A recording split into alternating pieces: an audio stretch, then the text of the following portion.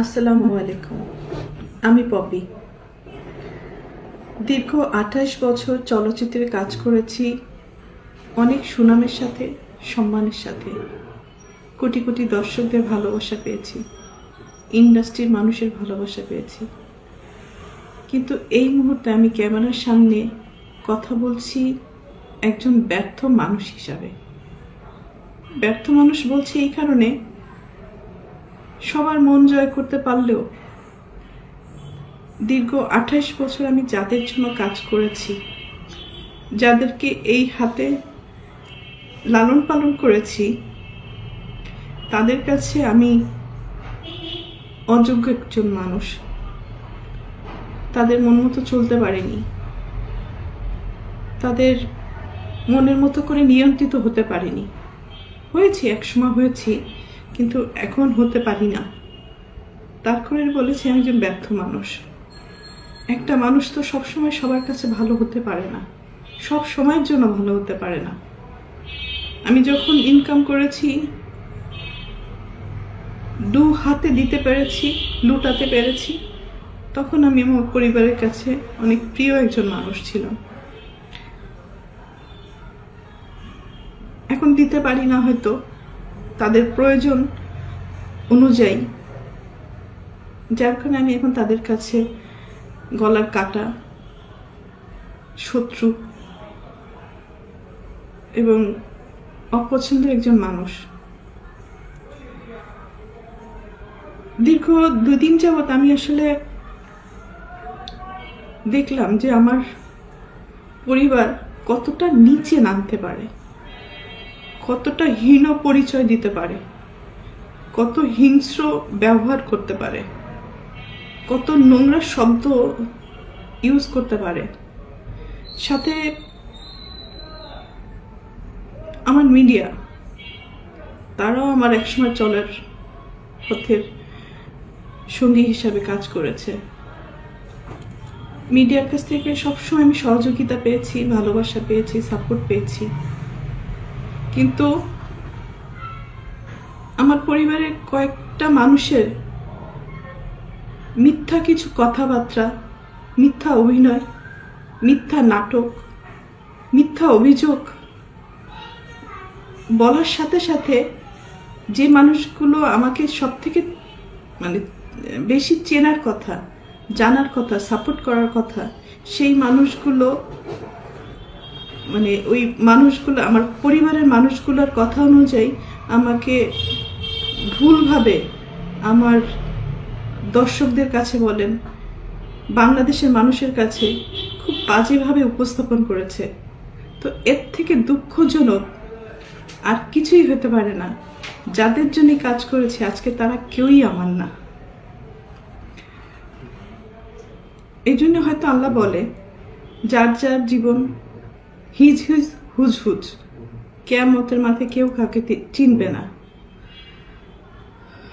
তো একটা মেন পয়েন্টে আসি। আজকে যে অভিযোগগুলো আমার মা আর বোন করছে, খুব স্ট্রংলি আমি প্রতিবাদ করলাম। এর পুরোটাই মিথ্যে, বানোয়াট, এবং তাদের স্বার্থ উদ্ধার হয়নি বলে আজকে সত্য একটা জিনিসকে অসত্য বলে প্রমাণিত করার চেষ্টা করছে। আমি একজন শিল্পী মানুষ, আমি কি ভূমিদস্যু? আজকে যাদেরকে আমি এই 2 হাতে ছোটবেলার থেকে লালন পালন করেছি, যাদেরকে আমি মানুষ করেছি, আমার জীবনের অনেকগুলো সময়, সুন্দর একটা সময়, প্রতিটা মানুষের একটা সুন্দর সময় থাকে নিজের জীবন উপভোগ করার সময়। সেই সময়টা আমি তাদের জন্য ব্যয় করেছি, তাদের পিছনে ব্যয় করেছি, তাদেরকে মানুষ করার জন্য। কারণ আমার বাবা মায়ের সন্তান আমার সন্তান না, কিন্তু তারা তো আমার দায়িত্ব না। তারপরেও আমি আমার ভাই বোনদেরকে নিজের সন্তান হিসেবে লালন পালন করেছি, দায়িত্ব পালন করেছি। নিজের ভবিষ্যৎ, নিজের ভালো লাগা, মন্দ লাগা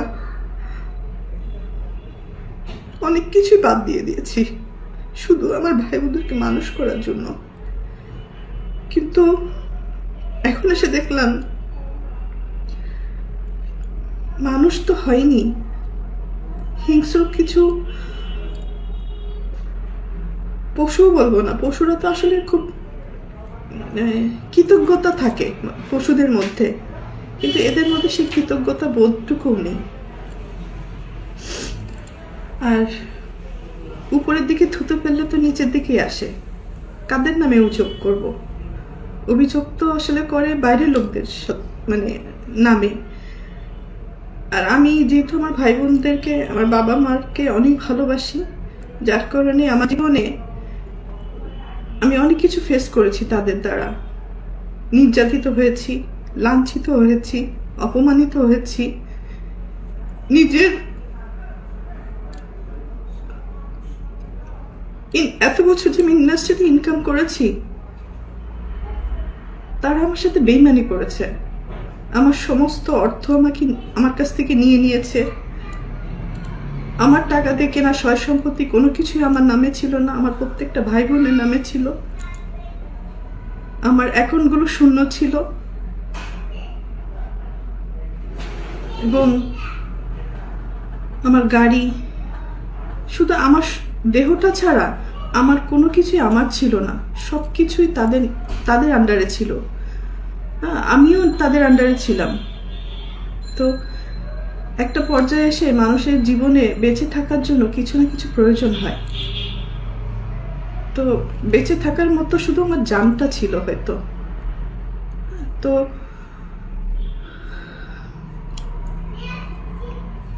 একটা পর্যায়ে এসে যখন আমি জানতে পারলাম আমার পরিবারই আমার সাথে বেইমানি করেছে, আমাকে ঠকিয়েছে, আমার সব কিছু কেড়ে নিয়েছে, এগুলো জানার পরে আমি চুপ ছিলাম। আমি যাদেরকে কোলে পিঠে মানুষ করেছি এই হাত দিয়ে, আমি তাদের দ্বারা অনেক বেশি নির্যাতিত হয়েছি। তারা আমাকে ফিজিক্যালি অ্যাসল্ট করেছে,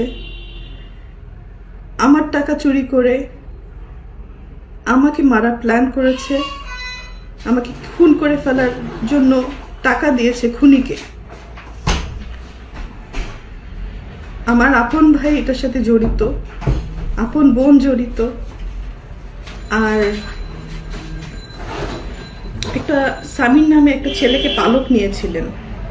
তারপরেও আমি অ্যাকসেপ্ট করেছিলাম যে ঠিক আছে, একটা মানুষ তো, একটা বাচ্চাকে লালন পালনের দায়িত্ব নিয়েছিলাম। তো পরবর্তীতে দেখলাম এটা যখন হাতে পায়ে বড় হয়ে গেছে, তখন ওই হাত দিয়েই আবার আমাকে আঘাত করেছে। অনেক সময় এইগুলো কিন্তু আমার মুখের কথা না, এটা সত্য ঘটনা। এটা থানায় জিডি হয়েছে, মামলা হয়েছে এবং তাদেরকে আটক করা হয়েছিল এই ক্রাইম করার জন্য। পরবর্তীতে আমি তাদেরকে মাফ করে দিয়েছি, কারণ আমার ভাই বোন তো, ভুল হইতেই পারে। সন্তান হিসাবে মাফ করে দিয়েছিলাম।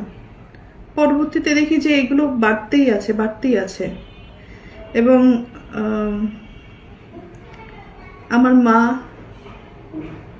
মা তো আসলে অনেক বড় একটা শব্দ, কিন্তু পৃথিবীতে সব মা না, ভালো মাও আছে, খারাপ মাও আছে। দুর্ভাগ্যবশত আমার মাটা হয়তো আমাকে সেই পরিমাণ ভালোবাসতে পারেনি, কারণ আমি আমার মার কাছে, পরিবারের কাছে সবসময় সোনার ডিম পাড়া একটা হাঁস ছিলাম, মানে দুধ দিয়ে একটা গরু ছিলাম, টাকা ছাপানোর মেশিন ছিলাম। সন্তান হিসেবে কখনো ওই ভালোবাসাটা, ওই কেয়ারিংটা পাইনি। তারপরও কোনো অভিযোগ নেই, আগেও ছিল না, এখনো নেই। আর আমি আমার মনকে বুঝ দিয়ে নিয়েছি। মা বড় মাছের মাথাটা তার পাতে দেয়, আর যখন ইনকাম করতে পারে না, পরবর্তীতে যে ইনকাম করে সেই মাছের মাথাটা প্লেট চেঞ্জ হয়ে যায়। তো আমার বেলায় আমি অনেক কিছুই, হয়তো ফিল্মের নায়িকা আমি অনেক কিছুই মানে বাস্তব জীবনে দেখেছি। তো এতটুকু বলতে পারি, আমি ক্যামেরায় একজন ভালো অভিনেত্রী। ক্যামেরার সামনে স্ক্রিপ্ট পড়েছি, ডিরেক্টরের ডিরেকশন ফলো করেছি, হয়তো 3বার ন্যাশনাল অ্যাওয়ার্ড পেয়েছি। একজন ভালো অভিনেত্রী হিসাবে পুরস্কৃত স্বীকৃতি পেয়েছি আমি।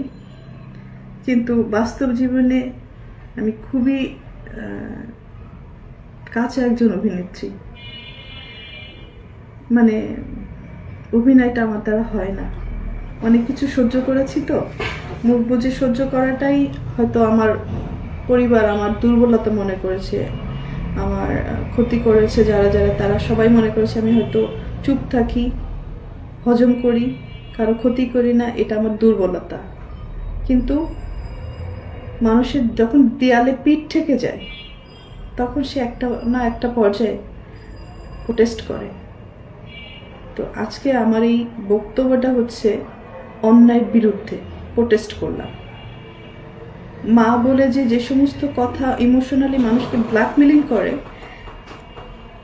আমি এর আগেও তাকে মাফ করে দিয়েছি। আমার মা কথায় কথায় বলে যে আমাকে খাট কিনে দিল না, আমাকে মোবাইল কিনে দিল না, আমাকে টিভি কিনে দিল না। ভাই, একটা পরিবারে যখন একজন উপার্জন করে, সে যখন কোনো কিছু কিনে নিয়ে আসে, ধরেন আমি একটা ফ্যান কিনে নিয়েছি, তখন কি আমি বলবো যে মা এই ফ্যানটা আপনার জন্য শুধু আপনিই বাতাস খাবেন আর বাকিরা কেউ খাবে না? বা আমার বাসায় আরো 5 জন লোক আছে, 5টা ভাই বোন আছে, তো আমি কি ফ্যান কিনলে আমার মার জন্য একটা কিনবো, আমার 5টা ভাই বোনের জন্য 5টা ফ্যান কিনবো? একটা টিভি যখন কিনে নিয়ে আসি, তখন আমি আমার মাকে বলবো যে মা আপনার জন্য একটা টিভি কিনে নিয়েছি এবং আমার আরো 5টা ভাই বোন। দীর্ঘ 4.5 বছর 5 বছর বাবা আমার কাছে ছিল, তার সবকিছু আমি দেখাশোনা করেছি। তার ট্রিটমেন্ট থেকে শুরু করে সবকিছু আমার দায়িত্বে ছিল। তো অনেকবার সে হসপিটালে গেছে, অনেকবার সুস্থ হয়ে বাসায় ফিরেছে। তো এই সম্পত্তির কারণে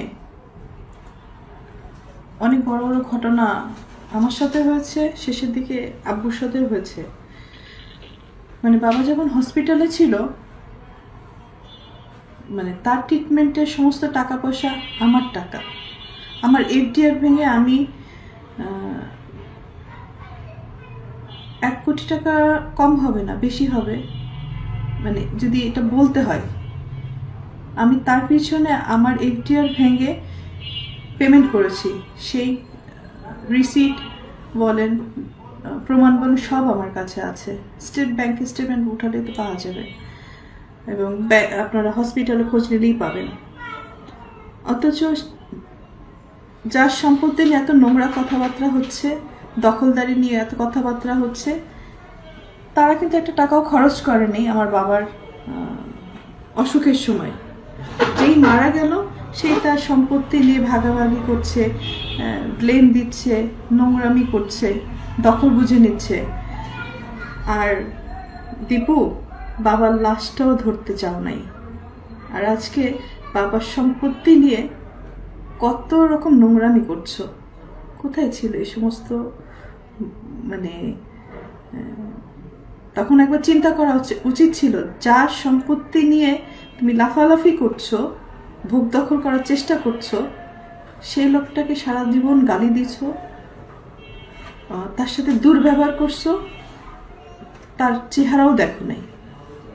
সব প্রমাণ কিন্তু আমার কাছে আছে, এটা আমি এখন দিব তোমাকে, যেত না। যাই হোক, শেষটা এটাই বলবো, আপনারা সবাই ভালো থাকেন, আমাকেও ভালো থাকতে দেন, সম্মানের সাথে যেন আমার মৃত্যু হয়, এই কামনাটুকু করে আমি বিদায় নিই।